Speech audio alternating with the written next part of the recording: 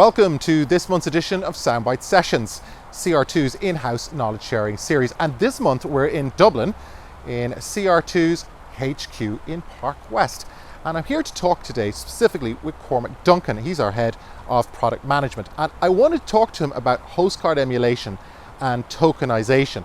And I want to ask Cormac how it works and get a better understanding of how contactless payments evolved. But I also want him to talk us through the myriad ways in which HCE and tokenization can affect the customer and how he sees HCE and tokenization evolving in our markets, in particular in the coming years in Africa, the Middle East and Asia. There's a lot of very technical terminology when it comes to host card emulation and tokenization. So maybe you could talk through some of the terms that we might not be familiar with. Yeah, so there's, I suppose, a few. The most obvious one being HCE itself. So HCE stands for host card emulation. The other relevant ones that come up tend to be things like NFC, which is near field communications, PAN, which is primary account number. It's the card number that you see on a credit card or a debit card. Tend to use terms like LVP for low value payments. And I suppose it's not a three-letter acronym, but it's still a bit of technobabble. This token on file, which refers to a use case where instead of storing data in a phone, you're storing data on file somewhere. Typically card numbers, but in this particular context, it's replacement card numbers. Maybe we could look into the history of payments and how we've come up to this point of host card emulation, the technology we use today. Where did it all start? Okay, well, I mean, there's been payments innovations, I suppose, ever since the concept of barter evolved. So the first mobile payment lost in the midst of time is probably the use of livestock. That's cattle or pigs. It's pre-agricultural society stuff. It dates back to pastoralism. So once there were settled communities, you had the concepts of money intimately bound up with taxation, and that evolved then into not so much proto money like commodities, but specific minted coinage. Around 700 BC or so. At some point then in China, paper money was invented. Marco Polo encountered it and was shocked and appalled by it, I think. The use of credit obviously evolved relatively early on, the idea that you could have something now and pay for it later. The credit institutions were largely formalized through banks over a long time, probably dating back to the Romans or before. The first use of the term credit card appears in a futuristic novel in the late 1800s called Looking Backward. It didn't refer to credit cards as we know them today. It's more an account book, but the use of the term first comes in that book. The first actual credit card, as we would know it then, was created by Bank of America in the 50s. There had been various attempts before then to implement things like charge cards or store cards that were specific to individual merchants. The key difference with the Bank of America card was the acceptance, which was across numerous merchants. So in that respect, it's similar to debit cards and credit cards today. Barclaycard then brought out a similar card in the UK in the 60s. The technology for that was based on magstripes. So there was data encoded on the card to say who the bank was, who the account holder was, that sort of data. This data moved into chips then in the 90s. The Europay, MasterCard and Visa jointly produced a standard called the EMV standard, which allowed this data to be stored in a chip much more securely than it was on the magstripe. The key problems with magstripe was around skimming, which allowed people to copy the data from one card onto another card and then act as an imposter using the second card. EMV was invented primarily to get around this problem. In terms of the mobile uses, then the card data in many cases was used as the basis for mobile payments, though not necessarily. There are some applications where mobile payments were effected without the use of underlying cards. Coca-Cola, for example, used SMS payments to access their Coke machines. ExxonMobil bought a system from Verifone to allow RFID tags to be used at the pumps to identify account holders. So these were similar to store cards in effect, but they were a mobile access to a store card rather than a. So there was still a missing link in terms of the technology to enable contactless payments. So I suppose the first contactless card we saw in the sense that we understand it today would have been the Oyster card in London, which was used for mass transit. Similar to a number of cards throughout the world for mass transit, we have one ourselves here, the Leap card. So that caught on quite rapidly. The first mobile wallet, I suppose, that we're familiar with, which allowed mobile payments at a wide variety of acceptance locations, was a Japanese one called Osaifu Keitai, which is literally just means mobile wallet. So it was launched by Docomo, who are a telco in Japan. A couple of years later, dealing with a much lower tech environment in Africa, Safaricom had for a long time allowed transfer of airtime from one Safaricom account holder to another. But during I'm not sure, was it a banking strike or was it a technical outage, but the banks, or it may even have been a political issue, but at any rate the banks were offline for several days, and everyone took to using the Safaricom M-Pesa system to effect payments while the banks were unavailable. And this really was what kickstarted the use of mobile payments that we see today, because that was the first time that there was a widespread use of mobile payments throughout a large economy. Today, some vast number of Kenyans, I think it's about 70% of Kenyans have an M-Pesa account. That was, I suppose, the state of play for a relatively long time until Google produced their Google Wallet. Well, I say relatively long time. 7 years is a long time in this day and age. So they produced a wallet in 2011, which allowed for payments using particular phones, the Samsung Nexus, I think was the original one. And this was quickly followed by the first use of the term host card emulation, a company called Simply Tap, who built a wallet which stored card details and used them in an NFC environment to emulate the card. Google then followed this up with the KitKat release of Android, which provided a certain amount of native support for host card emulation. First rolled out in 2014 for BBVA, a Spanish bank who also are present in South America. They rolled out the NFC capable wallet on their banking application. Then was followed again in 2014 by Apple Pay, which was Apple's own implementation of the host card emulation solution. So a rapid advancement in technology in a relatively short period of time. It is, yeah. From the implementation of the EMV standard, in terms of when it was actually rolled out as opposed to when it was presented, it's probably less than 10 years until we first saw it being used to replace cards within phones. So what is HCE? Okay, in any practical sense, what HCE is it's a technology that allows a mobile phone to appear to be an EMV card. So when you bring it into any contactless environment, so say you bring it to an NFC POS terminal, or you bring it to a ticket machine, or potentially an NFC ATM, the phone just looks exactly like an EMV card to that device. The name HCE, it's short for host card emulation, as we said at the beginning in our glossary. It's a slightly cumbersome terminology. Where it comes from is the fact that historically the application has been hosted in the chip in a card, and now the application is hosted in your phone in software, so it's in an emulation of the card.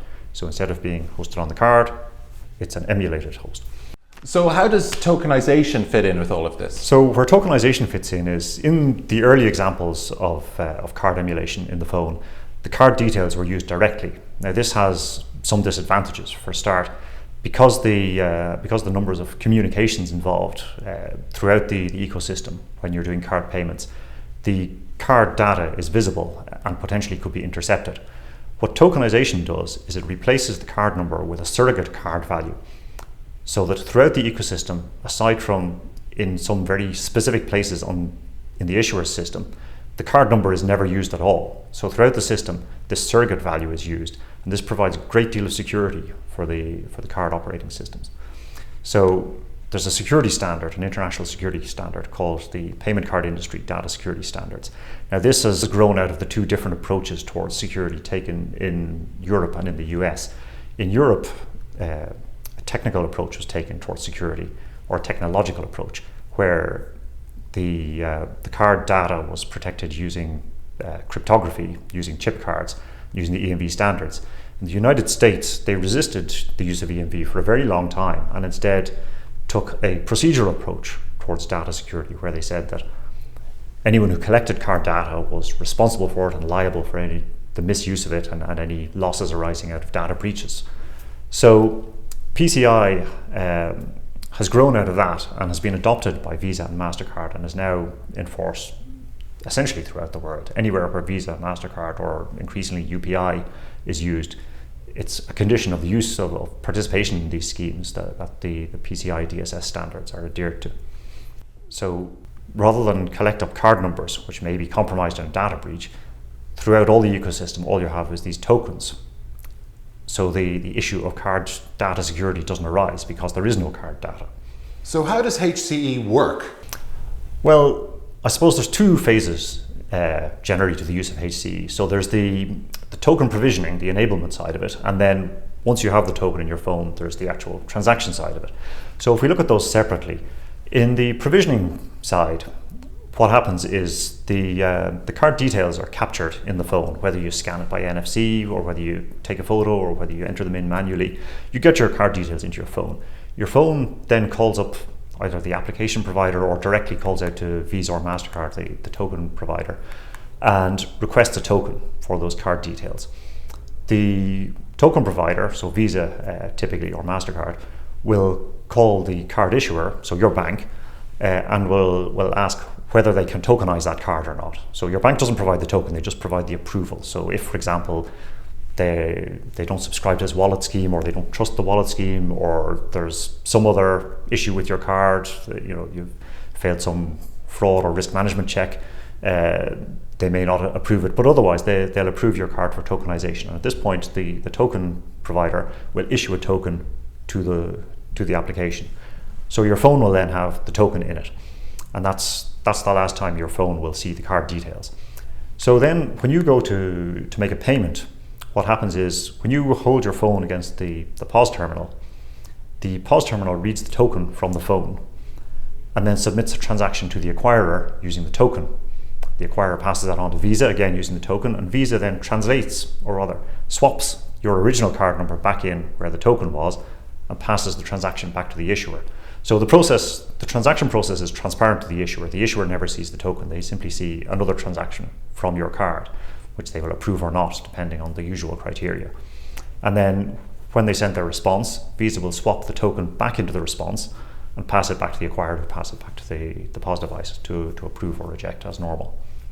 So in all of this, in the entire ecosystem, right the way back to the interface between Visa and the issuer, your card details never appear in the transaction, and indeed are not even stored on your phone. Could you outline some of the use cases, how this is deployed? Yeah, so there's a number of use cases. It's primarily driven, I suppose, by two main drivers. So it's convenience and there's the security. So if we look at the devices that are typically used these days, the phones have become increasingly sophisticated, and they frequently come, or probably at this stage generally come, with biometric capabilities. So what this means for practical purposes is that you can authenticate transactions on your device much faster than you can authenticate them using the traditional PIN or signature methods. So let's say when you want to buy something in a shop, rather than inserting your card and typing in the PIN, you can just tap the phone. It's pre-authenticated with your biometrics from opening the application. So it literally halves the time it takes to effect the payment. In contactless environments more generally, there's even without the biometrics, but particularly with them, there's a number of additional advantages, not for the consumer so much, but for the card issuing bank. So one of the key effects of contactless transactions is that they lower the threshold at which somebody will use a card.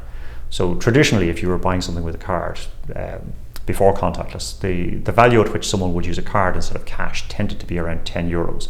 With contactless, that's dropped significantly.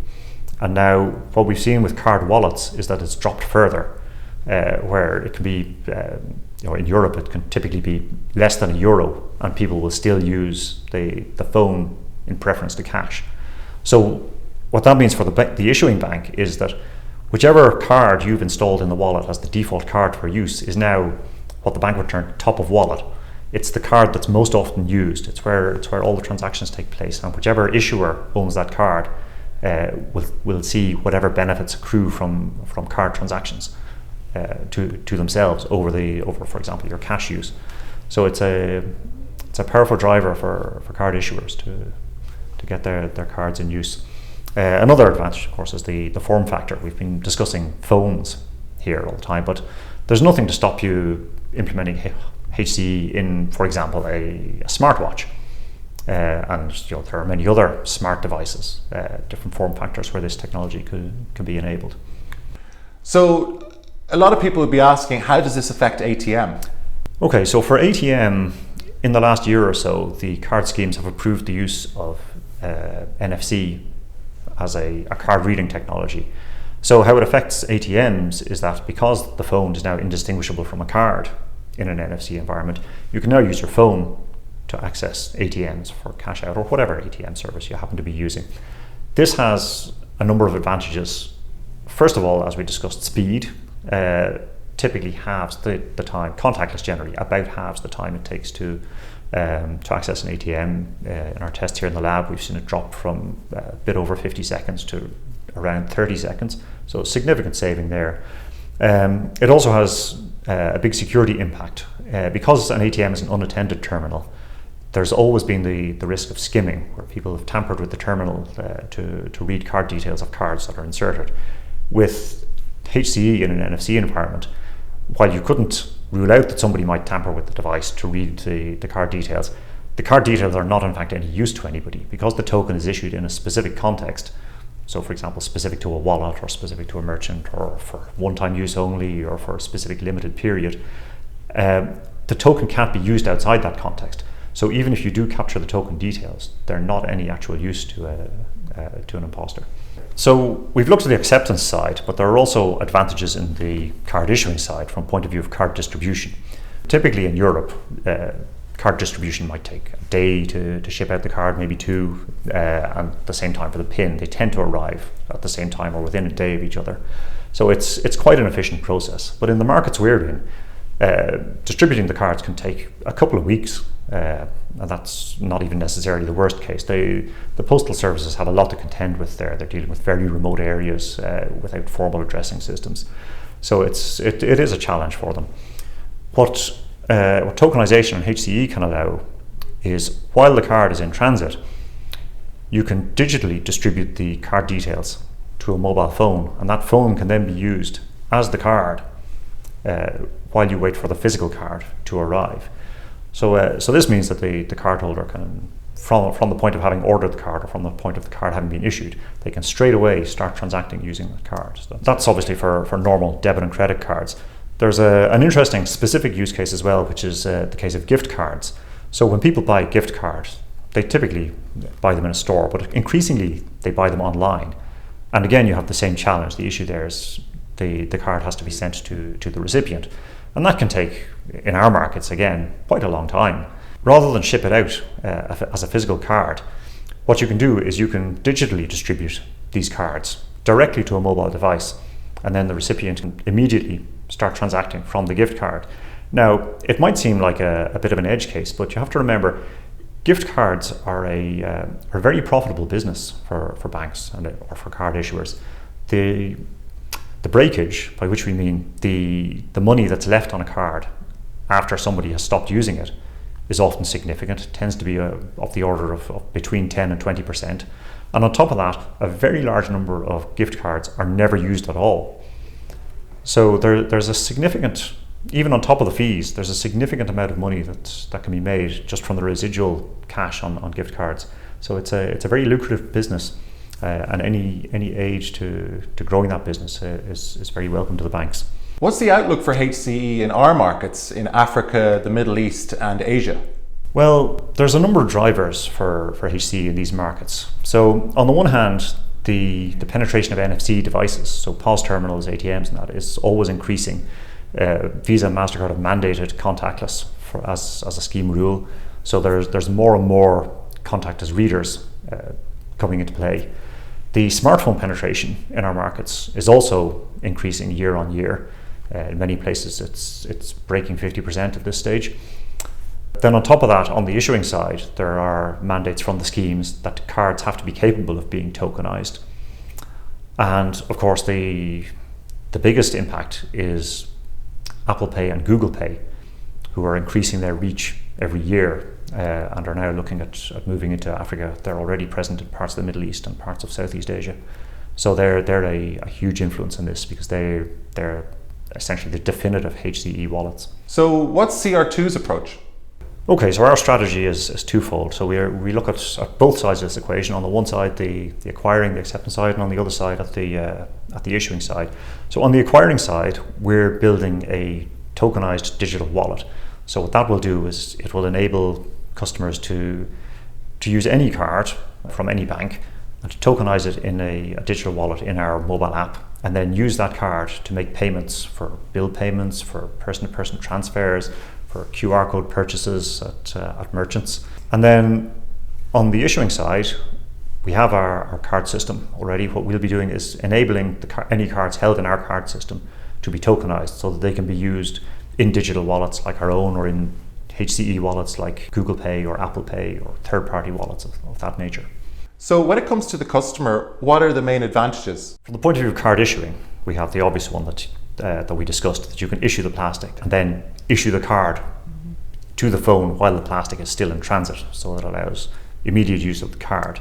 We can also put the cards in HCE wallets like Google Pay and Apple Pay. So for banks that are issuing cards using our systems, this will allow their cards to be top of wallet, so accruing all the advantages of having your card used, such as Forex benefits, fees, all the other advantages of having your card used in place of somebody else's card. We can use it at NFC-enabled ATMs, so we can speed up the throughput at ATMs.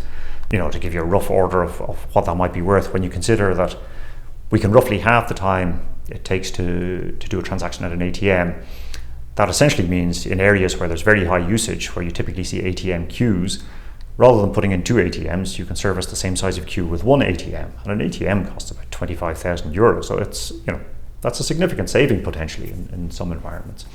The digital wallet that we discussed, it will enable a number of interesting use cases. It will enable inward remittances. So because we can use a third-party card, a bank, say in Ethiopia, could issue this mobile app to all its customers, including overseas customers. And an overseas customer, say in Washington, who banks with Citibank, could enroll their Citibank card and use that to make payments back to Ethiopia, to friends or relations, or to pay bills, or whatever it happens to need for. And this is an important source of revenue in a lot of our markets, the inward remittance market. So it's an interesting one for them.